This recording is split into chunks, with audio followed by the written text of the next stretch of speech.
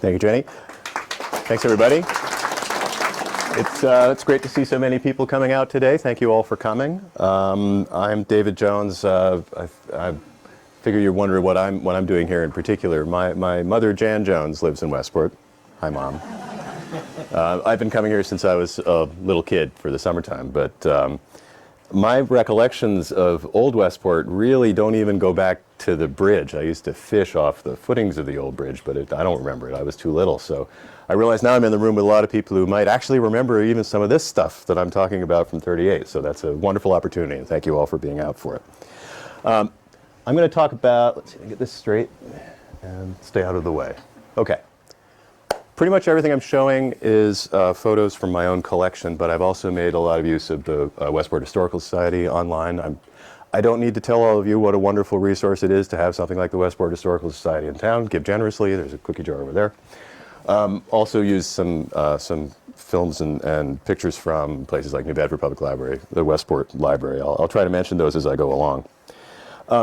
I came up with locations for houses based on a set of maps I came across just a few years ago. Now, I was always fascinated as a kid by the relics of the pre-38 hurricane that you'd find around Westport, that foundation that comes out of the ground over by Point of Rocks and on the beach, and the things that would wash up on the beach, and my folks would say, maybe that's from before the hurricane. We have a clock in the house that family legend goes floated away out of one of those houses and was retrieved somewhere up the river. And just the opportunity finding years later that you can actually find a lot of these pictures still around online was excellent. And so I've started to assemble a collection of largely postcards, some photographs. But the key for really putting it all together was the maps that I found. Because you can use the pictures to sort of determine what's next to each other and so on, but you still don't know where on the beach you are until you have something that shows how to put some grid lines on this wasteland that's the East Beach right now. And these Sanborn maps were the key for me. I'll show you how those work in a minute, but bear in mind, a lot of these photos, this is now far more up to date than my website, but I do have a website for Clam Flats photos. Easiest to remember is if you Google Clam Flats Westport, you'll come up with whatever I've got online right now, and there's some for more than East Beach. Not quite as up to date as what you're seeing today, so you're getting the latest, everybody. Okay, this is a Sanborn insurance map. There's great big folder thing about this big by this big, carefully surveyed maps of the area for fire insurance purposes, down with like about 100 feet to the inch, so a lot of detail. The map that I have was surveyed in 1933 and again in 1943. Well, 1933 was before the hurricane, 1943 was after. The way they updated the maps is they would send out these pieces of paper that some poor slob in the insurance agency would get some paste and paste on over. So if a house had been added, they'd paste the new house in. If the house had been changed, they'd paste over it. What you see this is the far end of East Beach, the end towards Horseneck Road. What you see there is everything's pasted over because there was really nothing left after the '38 hurricane except this, which was a new little structure, a little thing here. Everything's gone. But if you take out a flashlight and you shine it through the back of the paper, you can make out all of these things. So you really have like this historical record, what was there in '33 and what was left in '43. So what I did is I shine a flashlight through and very carefully trace all these dwellings. The yellow represents dwellings, houses. Blue is garages or barns. These pink things are stores, and green is miscellaneous. And here we have, that's a whole drawing of what was on the beach in 1933, down to porches, which are pale yellow, and floor plans. So quite a lot of detail, enough that you can say, this thing I have a picture of has a porch that looks just like that. I bet it's that one. That's really enabled me to get a lot more specific, to the point where if you show me a picture of a house, I can probably tell you where on the beach it was. The next step is to go to Google Maps. That's the aerial photograph. These white lines, Google has quite a lot of sort of property lines in there. And you can overlay the street lines from the Sanborn map onto the Google map. It's not perfect because obviously there are not a lot of property lines left here where there's kind of no beach left. But still you can orient to things. I mean, Horseneck Road's still there. And Farley Lane down here, that hasn't moved. So when you put those together, you can say, okay, I bet I kind of got where that fits. And it turns out a number of these black lines from the map and the white lines from Google do line up pretty well. So, to really take this the next stage, I'd have to go down to the beach with a surveying tape. And maybe that's for another day when it gets worthwhile. But it's a pretty good fit. You can't quite make it out on this projection, but this here, I'll come back to that a few times. Those are those rocks that are just offshore at the end of the town beach. They used to be kind of in the beach, and they feature in a lot of pictures. So I've been able to use that, since those haven't moved, to verify that this is really pretty accurate. The view from that rock, it would have been this house and that house right there. As you can see right now, they're pretty much all in the water. The beach has advanced quite a long way. And this is the section that all washed over and the road's been moved around. There's really everything that we see on that block would now be deep in the water, even if it had survived the hurricane somehow. So when you put it all together, that's the whole of East Beach, about a mile long. Awful lot going on in 1 mile. That is the overlay. So starting here at Horseneck Point, there's Farley Lane. That's the corner with John Reed Road, and there's the Horseneck Point. That's all pretty much all the buildings that are in the old map. About 70 buildings on this side, maybe another 50 on that side. And put them all together, and you've got a drawing of what East Beach used to be. Then put that together with the photographs I have, and you can kind of almost take a walk down the beach, almost, and see what was there. So since that's 100 and some odd buildings, I've divided it up into a few pieces. We can, I hope, get to the first 5. The 6th, we'll see. The first section from the corner at Horseneck Road to Farley Lane, these are tightly clustered small cottages mostly, with not a lot of beach to them. Here from Farley Lane to Ocean House, a bit of a mishmash. That changed a lot. There are a few big items in there to look at. Third part, really kind of in the center of the beach, is what I call the Trafford cottages. They weren't actually all Trafford. There were Sinclair and Bloomingdale and things like that, but I call them the Traffords. 5 big, beautiful houses in a row. Fourth, the Surfside Hotel, which is really when you come right to the end of John Reed Road. If you kept going straight, you would have come to the two of the oldest hotels on the beach, the Surfside Hotel and Burden Head's boarding house for hunters. The beach was very big there a long time ago. We'll see that. Finally, a little stretch of more little cottage things going out to Horseneck Point. And if we have time, we'll get to Allen's and the life-saving station, although that's a presentation all by itself. So much has gone on there. And after all, they're still here, so we can still look at them.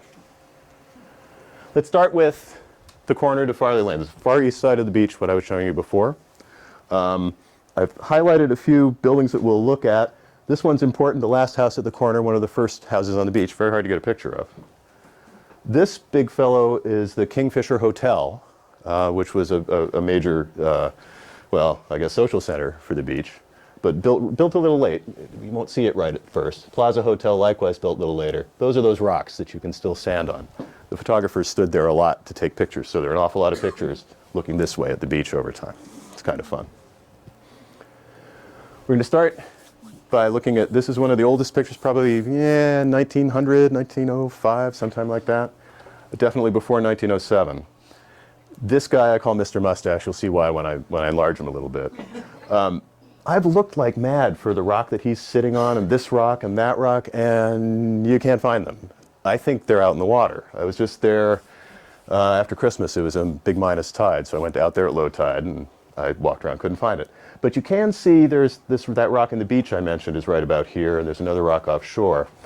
And if you sort of sight on those, you can prove to yourself he's about 20 feet out into the water at low tide. And right over there is the corner of Horseneck Road. There's in fact another house. The first house on the beach is right here out of sight. So you can think that this guy is sitting sort of where you go into the Audubon, right, or offshore from that, in the water, looking up the beach. And these are some of the oldest houses there, probably just after the Point Bridge opened up in like 1895 or so. Let's go in a little bit. Well, one more just orientation. Gooseberry Neck's way out here. There's nothing there yet. It's too far back. There's the life-saving station is there and nothing else. That's the Surfside Hotel kind of area. And this is the far end of the beach that we're going to look at a little more closely.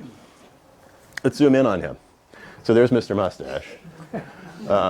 He's very dapper. He's got like a straw boater. Anyway, photographer's friend, I assume. This house here is one of the oldest, Q8. It's the 8th one down the beach. This house here shows up a lot too. That's also a very old one. These guys wind up being demolished before anything else gets built. And we have the rocks here. So Q8 and K10, the 8th house in from the left and the 10th house on the next block. They were here and here. and there are the rocks. So the man was sitting, probably standing right about there, looking down the beach at that nice row of houses that is starting to develop. There are going to be a lot more in a minute. So, oh yeah, back to them. There's Q8 and K10, the old houses that we had. But now we're going to take a run around to the other end of the beach. Remember I said the photographers often stood on the rocks and looked back? So we're now looking back towards the corner of Horse Neck. And there's this whole row of houses that's developed, really kind of two sets. There's that K10, that old house, but all of these have now filled in.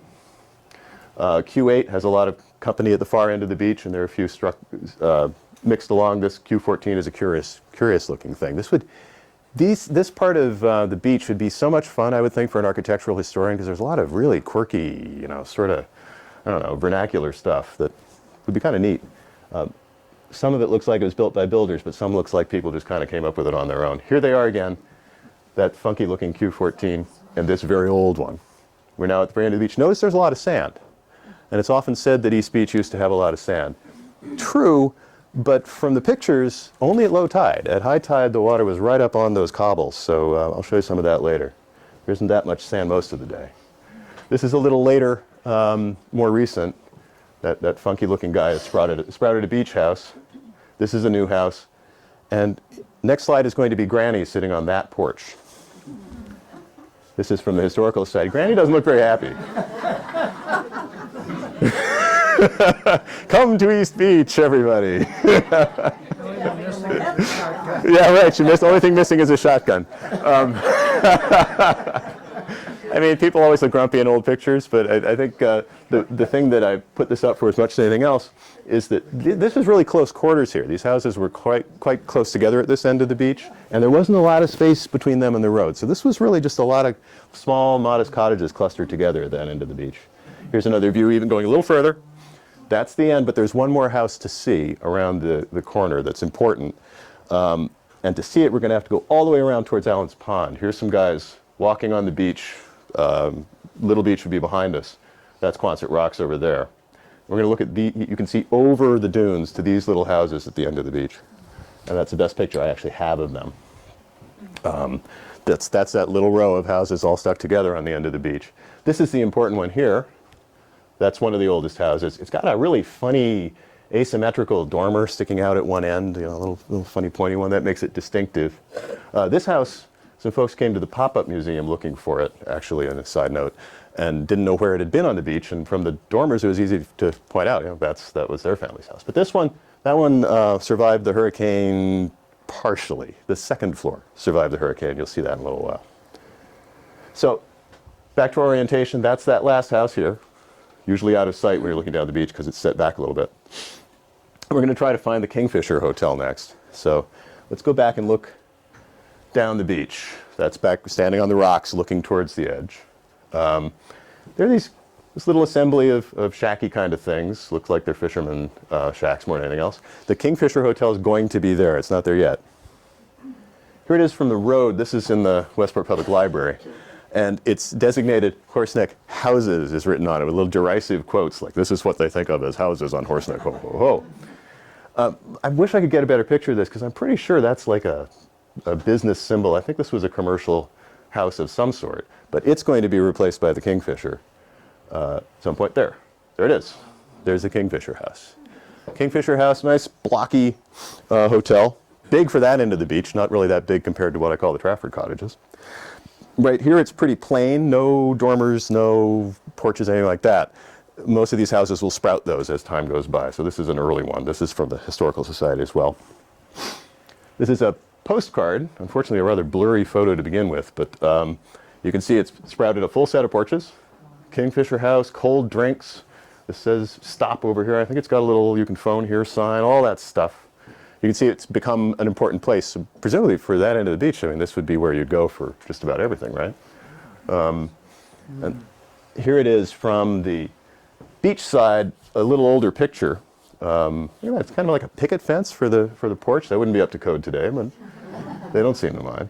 And here's the family, squinting into the sun, teenager looking a little grumpy. This guy's got it made. He's in the rocking chair, right? I wouldn't be surprised if that's Mr. King. I believe the Kingfisher house was named after Mr. King. I bet that's him, and there's someone watching from up above as well. Kingfisher looks like it would have been a fun place to stay. Notice it is right on the beach, though. I mean, there's no separation. At a high tide, that would be, with some waves, that would be coming right up to you. So, back once again, this is that whole end of the beach from the rocks. Before the Kingfisher. Here comes the Kingfisher, right? And if there are a few other changes, a couple little houses down here. When you zoom in on some of these old postcards, you can get quite a lot of detail. So looks like she's shelling. I don't know if you can make it out, but here there are a couple of guys hauling a boat up the beach. It looks like there are some activities. Oh yeah, and that picket fence, very useful for hanging out your bathing suit. That's absolutely what they used it for. This is a later view, and I have this for a couple of purposes. You can tell when you look closely there are a few more dormers through here. There are one or two more houses through here. But there are two things. I keep mentioning these rocks. That's where they're all taking the pictures from. This is the postcard that made me figure it out.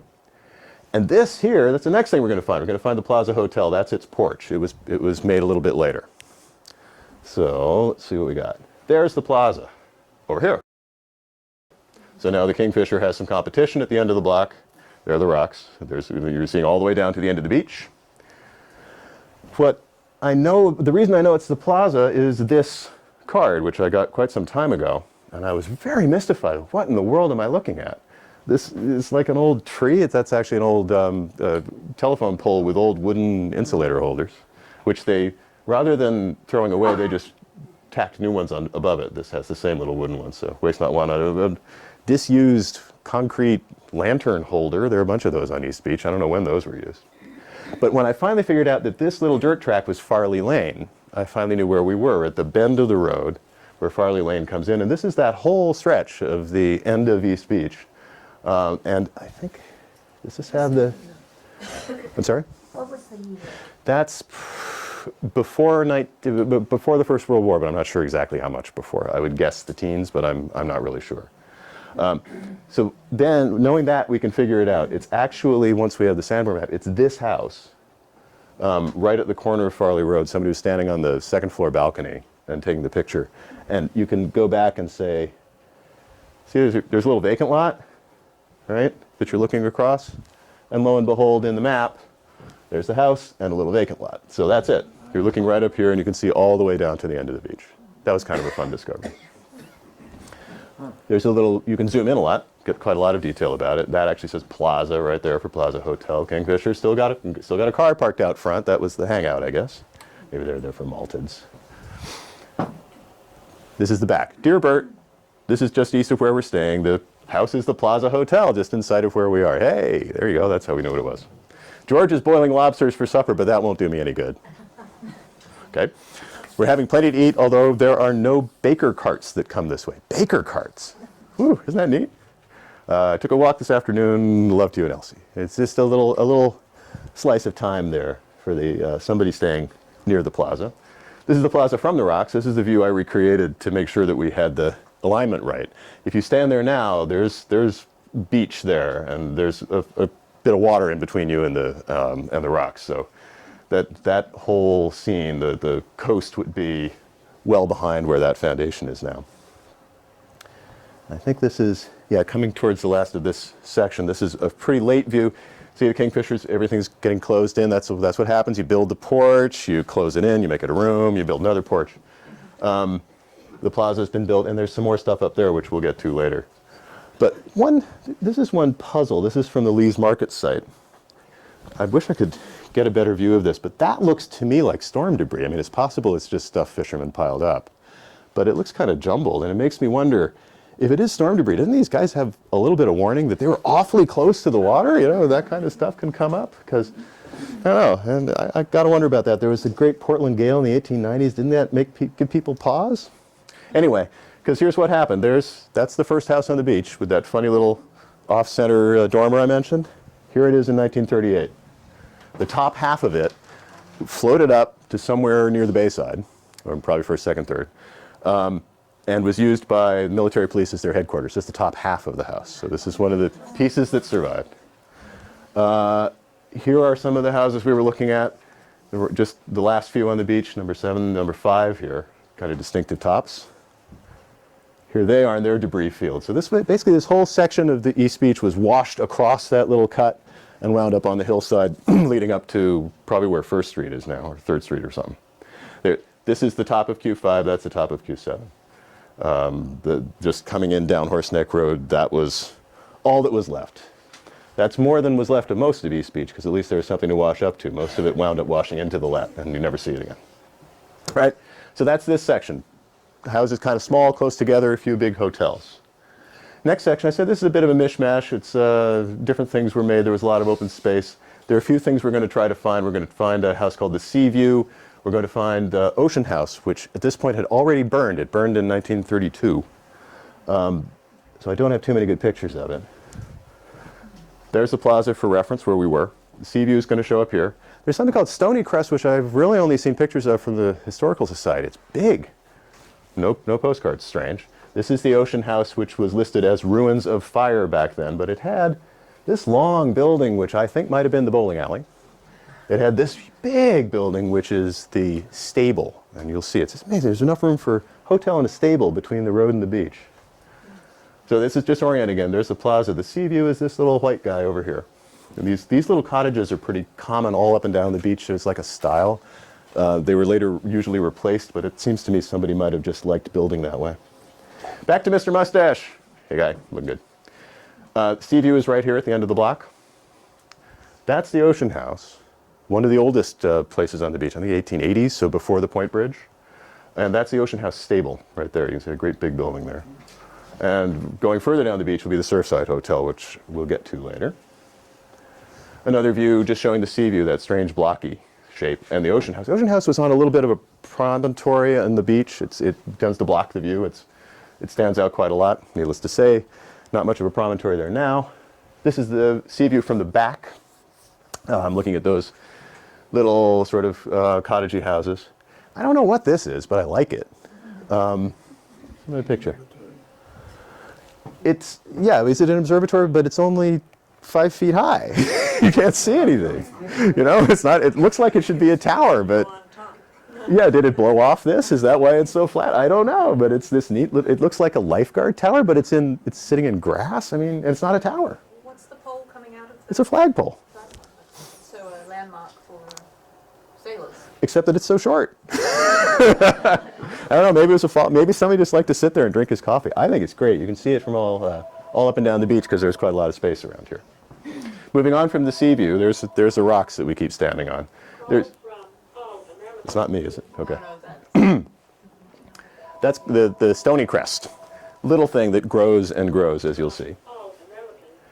We're now looking at we're back on East Beach, looking this way. When we had, do you have it here? This fence, can you make out a fence there? Maybe you can make it out better than the next one. This fence that runs along here, sort of crummy, falling down old fence, that is this fence, same fence. So basically we've gone from looking that way down the beach, turn around, looking that way. And there's Stony Crest and Ocean House in the distance. That's Ocean House's windmill. Is that the same location that the road's in today? Yeah, the road seems to be in the same spot. It's just that there's less distance between it and the water. By the beaches. Yeah, there's quite a lot of room between the road and the water. Room enough for this guy. This is what Stony Crest turned into. Isn't that something? This is from the Historical Society again, and E.H. Small's summer home, Horse Neck Beach. The only reference I've ever seen to it.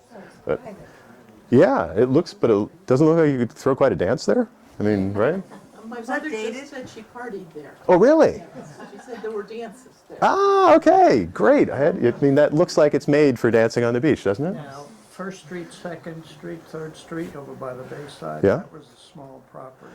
Aha.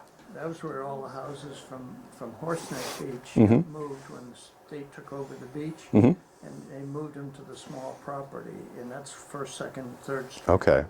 So he was summering from over there by the Bayside. He summered out on East Beach a few hundred yards away. No, that's neat. I bet it is the same. It was a farm. Oh, I see. Okay. Yeah, I mean, this was clearly made for entertaining, so it's good to get that confirmed that it was dancing. Here's, once again, that's the view from the beach. Had a nice little garage across the street. Mostly across the street were cute little things like that. That Stony Crest, we're going to carry on to Ocean House. And there's the stable. Isn't it amazing? The beach was so big. You had this sort of hotel complex and the bowling alley and a stable and then the road. That's the impressive structure in the background. Yes, it says you can just make out an Ocean House stable No, in giant way letters. in the back. That's actually the garage of another building. That's one of the Trafford Cottages garages. There's a low building here that is probably the bowling alley, and there's the windmill. There's sea view off to this side. So we're going to go out and try to look at Ocean House. I don't have very many good pictures of it. Maybe because its heyday was before the heyday of photography, it's too old. But that's the Ocean House again from Westport Historical Society with its windmill. Nice gingerbready kind of place. But surprisingly, I don't have for the Surfside Hotel. I have lots of postcards from people writing home. I have nothing. I've never seen anything from Ocean House. I'm not sure why. Oh, this is a fun picture. This is earlier because there's some houses that haven't been built yet. But these kids are a lot of fun. This is a nice old picture. Here they are. They did a pretty good job of holding still for the guy with the box camera, didn't they? This picture was probably taken standing almost up by the, part way up to Gooseberry Neck, so all the way across the bay. There's the sea view that we saw. There's the Ocean House. And we'll next be seeing what I call the Trafford Cottage. That's the oldest of them. And yeah, not bad. Looking pretty good. This is probably pre-1910. Well, no, definitely. This is pre-1907, but I don't know how much older it is than that. The trouble with the postcard is with the postmark, you know it can't be any later than that, but you don't know how much earlier it is. And they can even reuse a negative again and again and again. So you can get a negative from 1890, postmark 1950, and like, no, it's not going to work. Oh, right. Who's it addressed to? Miss Bessie Borden, Fall River Bleach, Fall River, Mass. This occurs a few times. Fall River Bleach, these are textile workers coming down to East Beach for a little stay and writing a quick note home. Isn't that neat? So somebody who worked at Fall River Bleach got a note with those kids on the other side. Moving back up, we've now rounded the corner from Ocean House. You see it's blocking the rest of the beach. There it is, a couple of cute little houses there.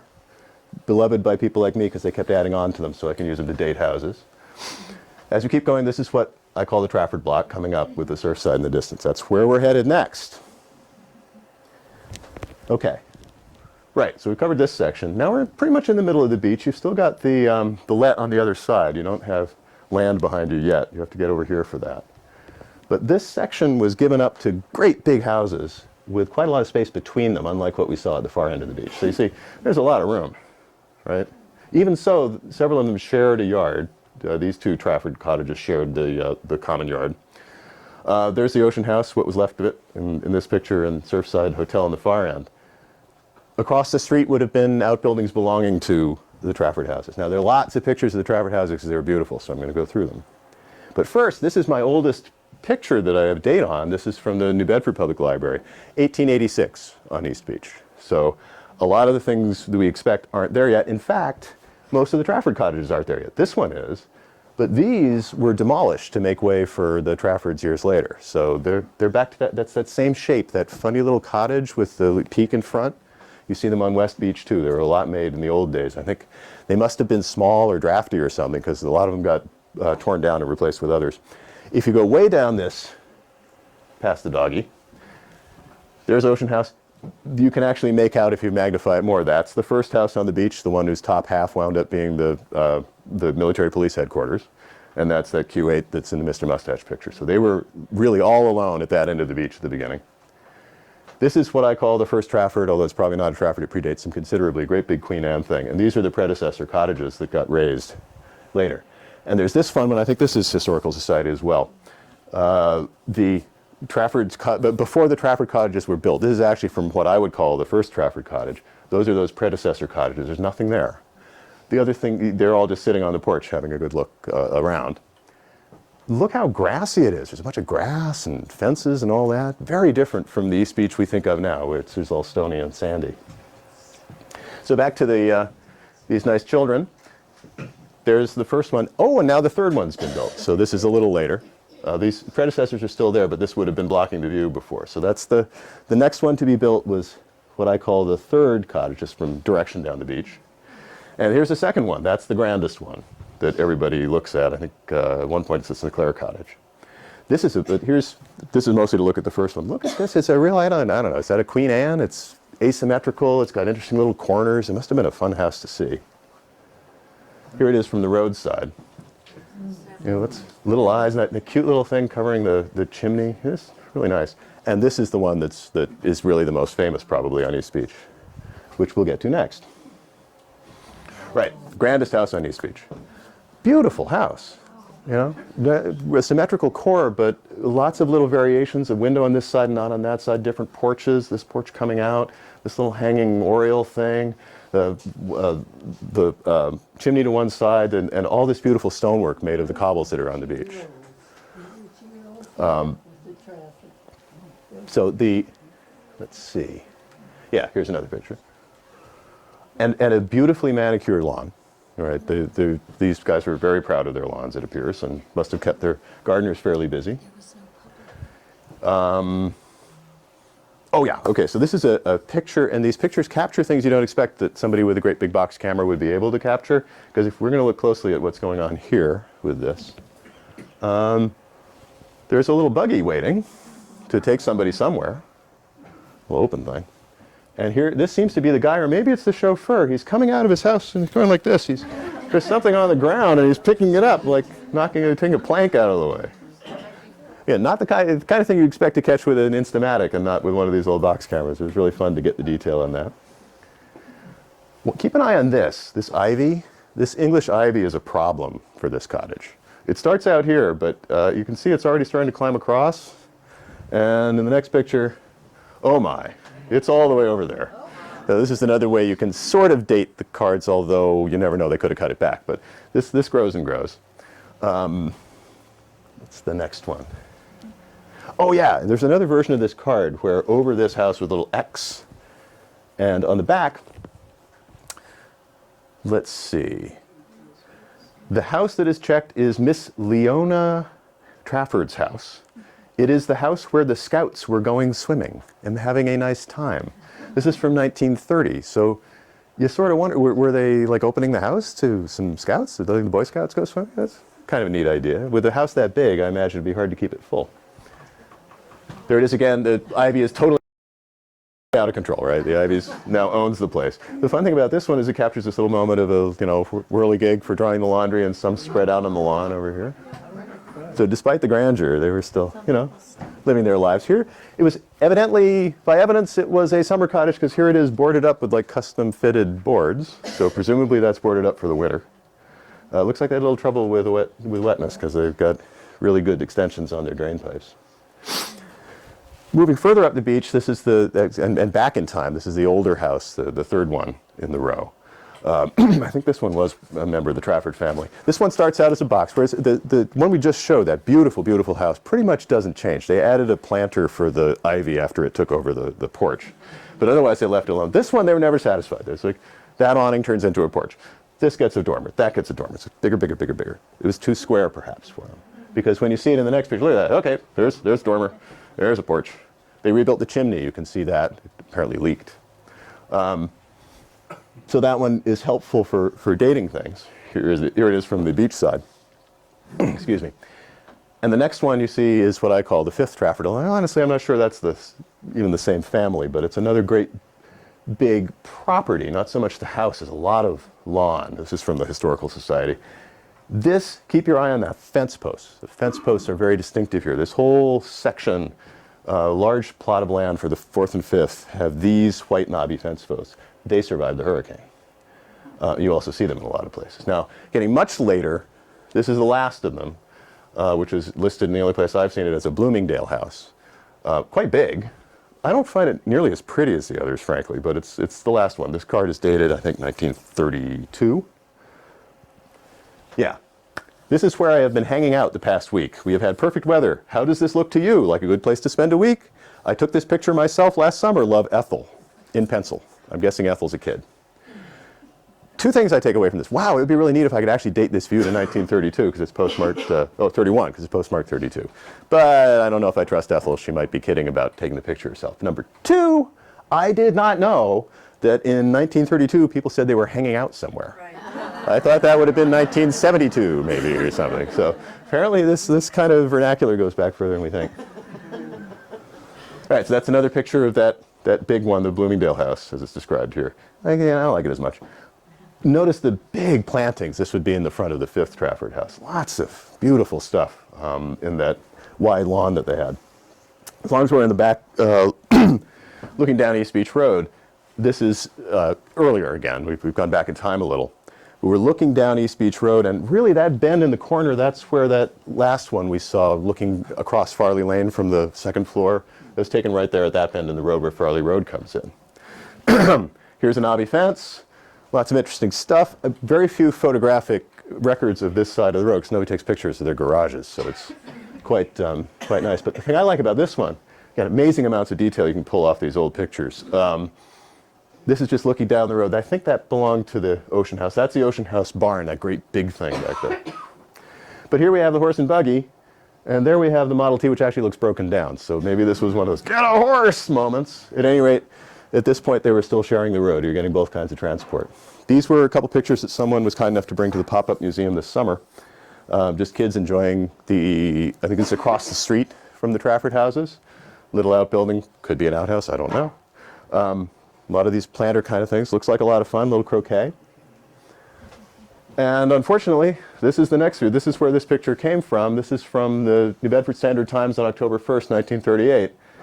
Before and after in the area of the Trafford cottages.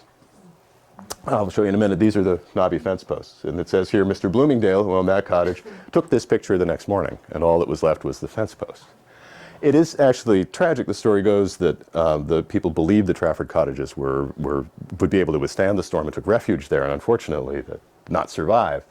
They say that East Beach was much worse than West Beach in the hurricane because in the West Beach you could at least run into the dunes. In East Beach there's no place to go. There's no high ground. Just some more scenes. That's actually the same little house where the kids were playing croquet, and afterwards chunks of concrete and people cleaning up. This was just wiped clean.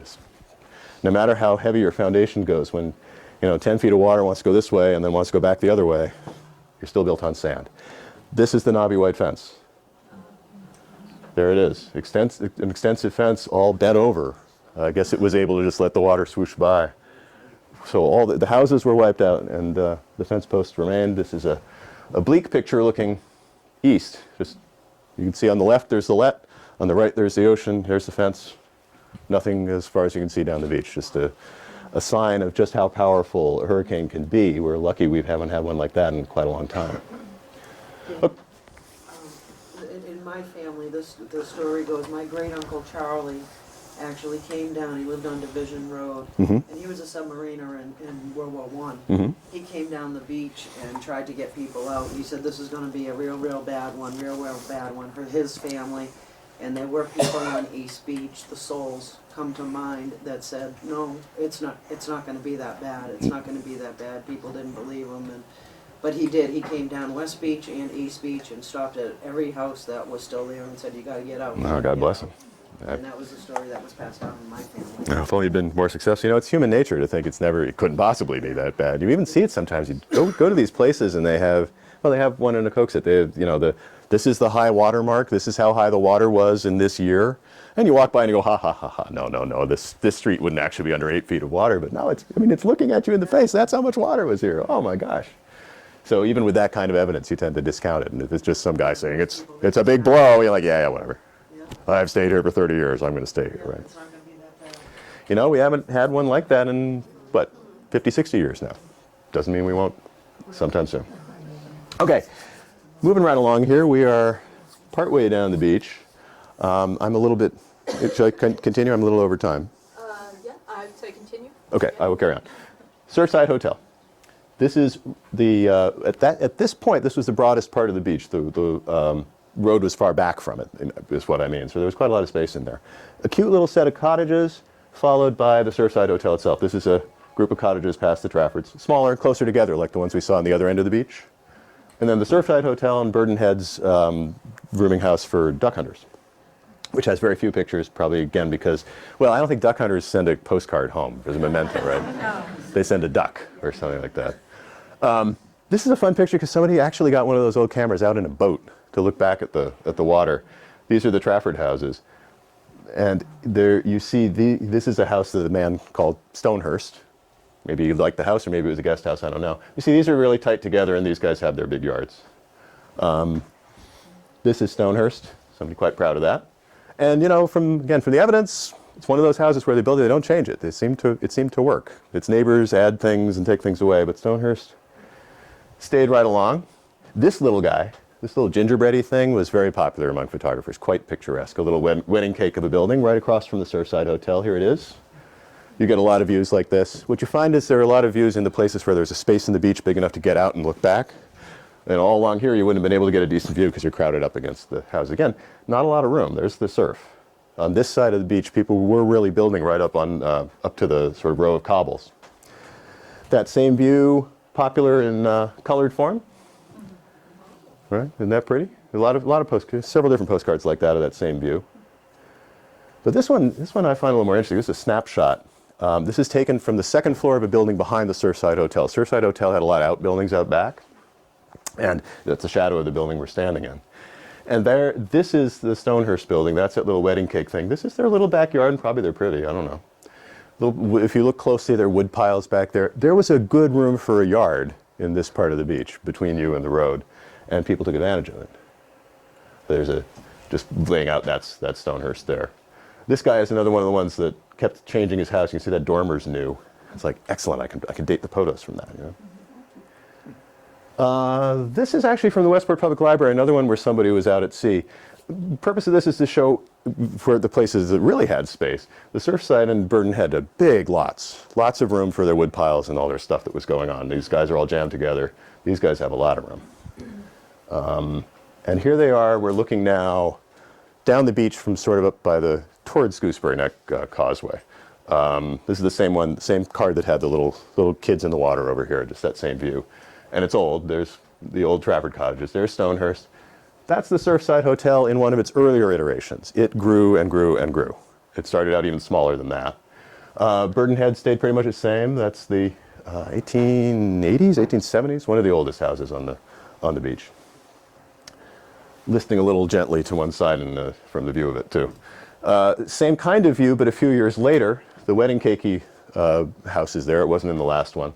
The Surfside Hotel's actually added a couple of pieces, and there are a few more Traffords in there. And somebody strolling along the beach in a long dress, because that's what you wear to the beach, right? Flowing robes. Here's the Surfside again from the beach. A little X there probably on the back there saying this. That's our room. That's where we stayed. That's why we have a lot of postcards of the Surfside Hotel saying, I'm here. I love it here. The Giffords who owned the hotel also published postcards and owned a store. So you can see how this would all kind of go together. Maybe the Paquachuk could have published by the Paquachuk. Here's greetings from Lee's Wharf. Same idea. That's that little wedding cakey set right down there. But I wanted to point out this. This is, usually you see the pictures at low tide. This is high tide. Like they're proud of the fact that the surf comes right up. Look at that. There's not a lot of room there, right? Ooh. I mean, it looks great now, but you think winter storm, geez, I don't know. Here's some dudes hanging out on the porch at the Surfside. Sitting back. We're just hanging. Sports like that look like they belong at Burden Heads shooting ducks, but whatever.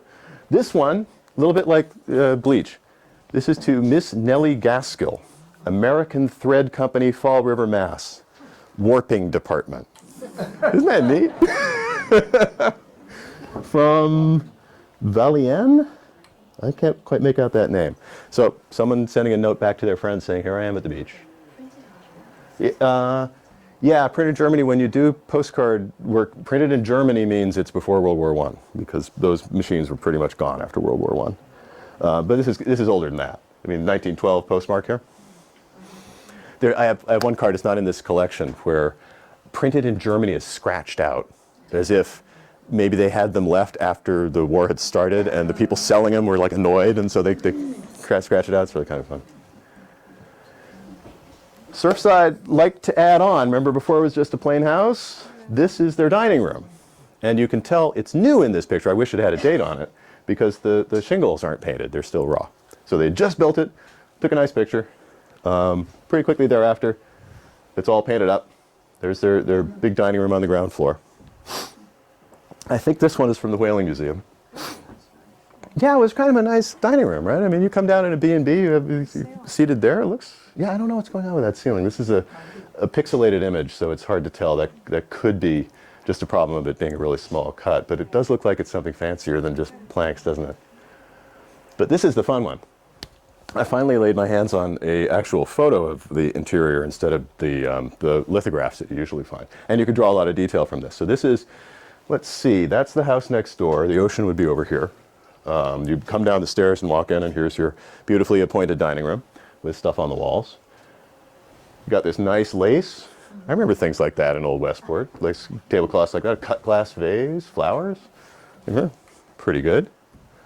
And then when you look in what's in the back, there's like a samovar or something over here for tea. Looks like some setters. Somebody did some needlepoint work or something. And my friend Bernie tells me that that is mocha ware up there on the sideboard, right? That's the beautiful kind of pottery that people used in those days. Much more colorful than you would think from a sepia image like this. So a lot of fun to get a little view into that. And you know, in a B&B, if you came downstairs to a beach B&B on that, you're like, yeah, this is great. I like it here. I'm going to send a note to Nellie in the warping department.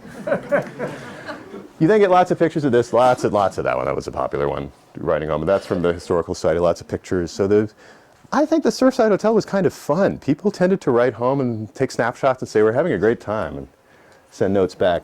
So why was it fun? Well, this is that scene we'd seen before from the back. Remember I said we were standing in one of the outbuildings of the Surfside. But this is the proprietor of the Surfside. Horseneck Beach, John Gifford, Doctor and Buff, and the two cats. There's a lot of pictures around of John Gifford here, looking kind of rakish with his hat and his woodpile. He's often with his woodpile and axe. I'm guessing that's Doctor and that's Buff, and the cats don't get names, they're just cats. So there's quite a lot of space around the Surfside Hotel, and it tends to be filled up with activity. In the back, there's this store. Now, once again, we're looking down East Beach, right where it bends. If you came off John Reed Road, turned left, and went just a little distance, that's where that store would be. So it was really pretty much right at one of the gateways to the beach. Here's an arrow for it, right there. That's where Gifford's store was. And Reed Road wasn't here then. It was, I'm not quite sure where it was, but it was around here somewhere. And so that's where the road turns and you head down the beach. There's another one. Look how big that is. This is 50 feet. That's how wide that road is. So let's see, 1, 2, 3, 4 and a bit. 250 feet between the road and the edge of the water, the high tide line, now in the water. And I was just back around Christmas trying to find this. The way to do it is to go down Grove Ave right here, still there.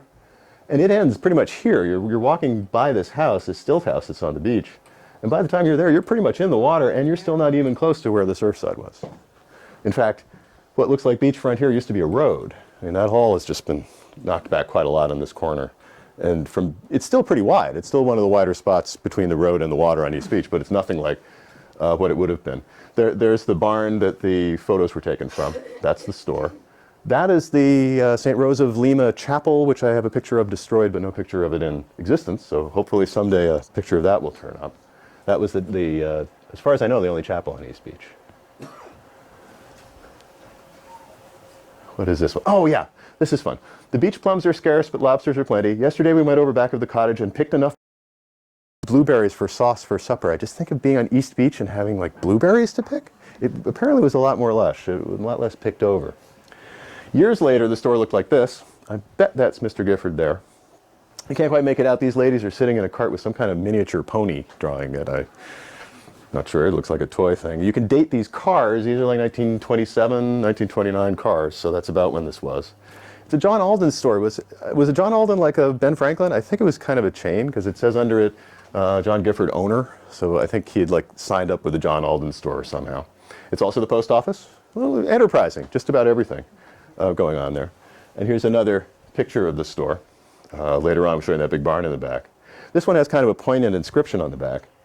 The person writes home and says, this is dated 1935. John has aged considerably, but is very jolly. So John Gifford was getting on. And in 1936, the Surfside closed. So they called it quits. You know, they got out before the hurricane. Maybe that wasn't such bad timing. This is the picture of the chapel the only one I've got. Across the street and in the Let, it was just washed right over. They say a quarter mile from its original location according to Standard Times, and you've got to believe the Standard Times. I prefer to think of it this way. Here's some guys launching a dory from the beach. That looks like fun, a little tricky in the surf, but there they go. And this is the thing that would bring you, right? Take your cat boat, you sail out to Gooseberry Neck, sail right by the beach, wave at your friends at the surf side. That looks pretty good to me. All right, last bit. The Winslow Cottage block, a small group of tightly packed houses down here eventually, but it starts out being just the Winslow Cottage sitting out here with nothing but the life-saving station for quite some time, and 1 and 2 of these houses here. This is where we might find the Breakers Dance Pavilion also in a minute. This is why I call it the Winslow block. There's this postcard I have. It says, "This is the Winslow Cottage." I guess that's the Winslow Cottage. I really don't have any skills for genealogy, so I haven't been able to actually test any of this against, real ownership records, but I'll take their word. Winslow Cottage, the Footprints in the Sand video calls that the Zimmerman House. I think it's another very old one. That's actually on the back road. We're now 2 roads deep here in this part of East Beach, at least in theory, in those days. And the Surfside Hotel Inn, where we are. We're really pretty much looking down from almost up to Gooseberry Neck here. This is looking the other way. There's that Winslow Cottage all by itself. Nothing on Gooseberry Neck, no causeway. I think the old life-saving station is actually hidden behind it. It's there. It's just a ways back. Yeah, we're really at the end of the beach. And there we are with Mr. Mustache again. Hey, buddy. That's the Winslow House. The life-saving station's behind it. That's a little garage kind of thing. They're all alone on Horseneck Point. There is nobody else out that far. Yeah, there we go. The life-saving station from this angle comes out from behind Winslow Cottage. It's a bit deceptive. It's actually considerably behind it. It isn't right next to it like that. It's a ways away. But Winslow Cottage is out there by itself. Soon, though, it gets company all at once, kind of. So here's 2 views from almost the same direction, which is kind of fun. This is the Surfside Hotel and the Birdenhead House. There's the Winslow Cottage here. But these are all new. 1, 2, 3, 4 new houses. That's new in back. This guy's the same house I finally figured out. They just painted it. I was really going, where did that white house come from? And it's just the black house is now white. But this is gone. Very unusually, there are only 2 or 3 houses that disappear. And that one did. And this is a new one in between the Surfside and the Birdenhead, and the Surfside has added its dining room. So this is a few years later. We're still in the teens at the latest. Probably, I don't know if we're much after 1910. So all those houses go up. Nice little row. Here they are. 1, 2, 3, 4. Each a little different. Yeah, the beach, there's not a lot of, this is not flat beach. Maybe that's why people didn't build on it for so long. It would have been flatter, in the corner where the Birdenhead was. That's kind of a pretty thing, this 2-story jobby with an L. Okay, this is a fun one. Now we're back on Gooseberry Neck looking back, right? And this is after, as an experiment, the town decided to try to build up the sandbar with 2 rows of stones. They thought if they lay 2 rock walls out there, the theory was that sand would wash in and build up slowly. I don't know if it worked satisfactorily because 10 years later they actually came out with steam shovels and filled it in. Maybe they were just impatient. Maybe it worked. I don't know. Anyway, here we are. This is probably maybe the teens. I'm not exactly sure. Surfside Hotel, Birdenhead, and there's the Winslow block. This house has appeared, that house by Allen's, but Allen's itself is not there yet. And there's nothing here, and this is where I think the Breakers ultimately would be. So this makes it before 1922. That's just a close-up. This is actually an old negative that somebody took with their home box camera. This cute little row, all laid in there. That house, this house now lighter. That's actually a house on the back street. But the next question is, okay, where was this? 1922, the Breakers was built on Horseneck Beach, it says. It burned in 1928, according to the Footprints in the Sand. The fire got the next building but spared the A&P, and I'll come back to that in a minute. So we're on the back street, which is now the main street into East Beach. There used to be one along the road that was used more. And there's the Breakers. So where is it exactly? Well, I finally found a card, not a very good one, but another view from the causeway, and you can just make it out. That's the Breakers, right there. It's not obvious, but it's that particular shape, right? All square with those funny little teeth. That's it. There's no other Art Deco-y looking building than that. So that's where it was. Now, where is this? That's the Winslow Cottage. That's kind of across from where the life-saving station is. This is the new one, the last one on that set. That's another new one. So it was kind of across the street from the Winslow Cottage and that set, which puts it right about there. So the life-saving station is over here. These houses, notice these guys are really in the water. This whole street, that's the street. It's now the edge of the water, right? They're just completely gone. So when we think of what we think of as the coast road here, this was the coast road. That was the inland road. It was probably in here somewhere, in that lot next door to the life-saving station. I don't have any other proof than that. I would love to get an angle, from another angle to triangulate in and find it exactly, but I'm pretty sure. Since it burned in 28, it's not in the map from 1933, so I can't prove it from that. This is pretty much the last view before the hurricane from this direction. Now we'd be standing opposite Allen's right now, I think, because there's the seawall that's now gone, and that whole set of houses has been built up. And this one is the last because it goes with this postcard, the top half of this postcard, before and after the 38 hurricane. Just nothing. Unfortunately, the post-hurricane pictures are pretty crummy. But this one's fun because on the back, it was posted in 1944. It says free. It was from a sailor. And if I remember right, servicemen could write home for free, so we just wrote free up there. It got stamped. He wasn't the most literate guy. This is the place where I am stationed at now. The hurricane took all the house off the beach. Nothing but sand here now. So in April 1944, before the 44 hurricane, he was saying there was not much there. And in fact, you look at the Sanborn map, there really wasn't. Everything's pasted over. They hadn't rebuilt very much. One more, and this, before we move on, I'm going to skip the Allen suit and head on to the last bit. This is the State of Maine Lunch building. It's a State of Maine Lunch. And there's some history to that I can't quite piece together post-38.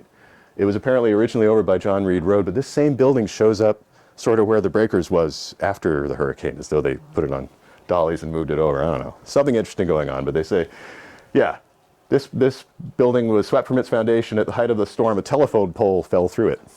That's all the way in by John Reed Road, so the devastation went in quite a ways. I'm going to skip through this section because trying to figure out all the changes that happened to Allen's, I tell you, that's an entire presentation all by itself because all kinds of things went on there. There it is.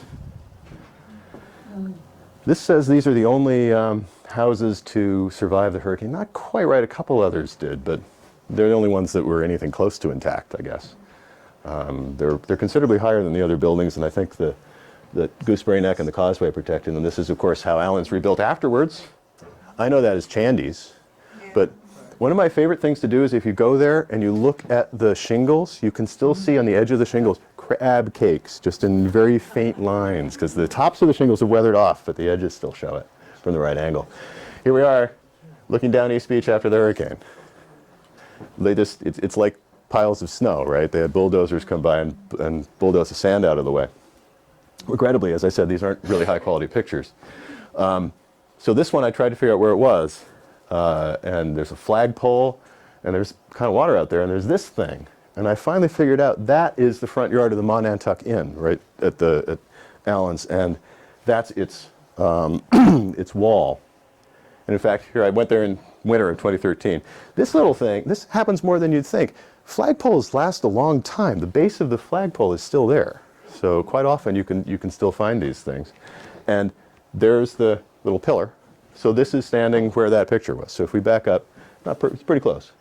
So there's the pillar and the flagpole, and the devastation, and the pillar and the flagpole, and that sort of built-up area where you can park. And then over here where it's not built up, it's just gone. So Is that a street sign? yeah, that says West Beach Road. So that's right at the corner of West Beach Road. So we went off that way. You'd be going on the causeway to Gooseberry Neck. Down that way, you can see the beach in the distance, but there's a lot less beach across the street than there used to be. All right, closing thought before I get to some questions for you all. This is maybe one of my favorite pictures of the beach area. This is my moment of zen, right, after all this hurricane damage. This is what Gooseberry Neck looked like before the causeway was built. So it was just a sandbar, right? And what would happen is the waves would hit Gooseberry Neck and get refracted around, and they'd come like this. And every day you would get this sight. As the tide came in, the waves would cross, they'd reinforce, and they're like a little diamond shape. These waves would run into each other and come towards you, just in patterns like that. So you could just stand and watch that as the tide came in. Then it would eventually float over. And somebody thought it was pretty enough to take a picture of, and I bet it was. So that's my antidote to the hurricane pictures. It's just thinking of standing there and just watching the tide come in, hissing toward you. Last bit. Ones I can't figure out. Where are these things?